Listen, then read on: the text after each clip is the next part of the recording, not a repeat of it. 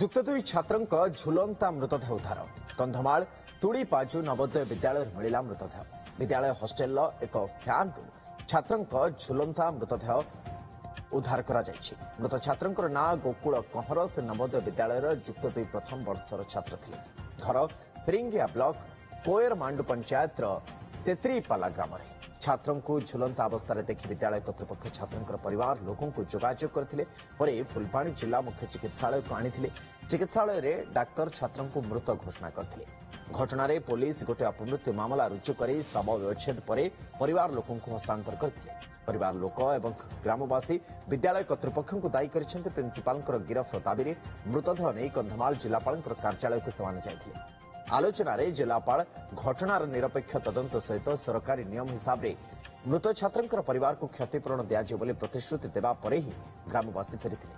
ତେବେ ମୃତ୍ୟୁର କାରଣ ଅସ୍ପଷ୍ଟ ରହିଥିବା ବେଳେ ପୋଲିସ ତଦନ୍ତ ଜାରି ରଖିଛି।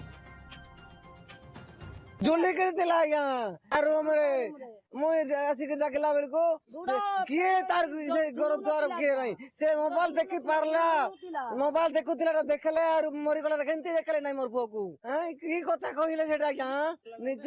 ନିଜେ ଆଣିଲୁ ଆମେ ଦେଖିବାକୁ ଆଜ୍ଞା ଆସିଲେ ସାଙ୍ଗେ ସାଙ୍ଗେ ପ୍ରିନ୍ସିପାଲ ଆଇଲେ ଆରୁ କାଢିକିରି ମେଡିକାଲ ଆଣିଲେ ଆଜ୍ଞା। ଏଇଟା ମାନେ ମୋର ଗୋଟେ ବୋଲି ପୁଅ, ମୁଇଁ ପାଠ ପଢିବା ଲାଗି କହିଥିଲି।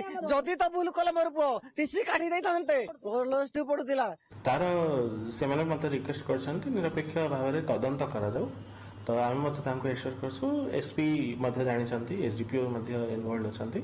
ତ ତାର ଯାହା ବି ଇନଭେଷ୍ଟିଗେସନ ହବ ପୁଲିସ ପକ୍ଷରୁ କରାଯିବ। ଆମ ପକ୍ଷରୁ ବି ଯାହା ସହାୟତା ତାଙ୍କୁ ଦରକାର ଆମେ ମଧ୍ୟ ପ୍ରଶାସନ ମଧ୍ୟ ତାଙ୍କୁ ଦେଇପାରିବ। ଦେଖନ୍ତୁ ଏଥିରେ ଆମେ ପୁଲିସ ଉପରେ ହିଁ ଇନଭେଷ୍ଟିଗେସନ ପୁରା ୱିଥାଉଟ୍ ଏନି ପ୍ରେସର ଆମେ ଇନଭେଷ୍ଟିଗେସନ ଚାହୁଁଛୁ।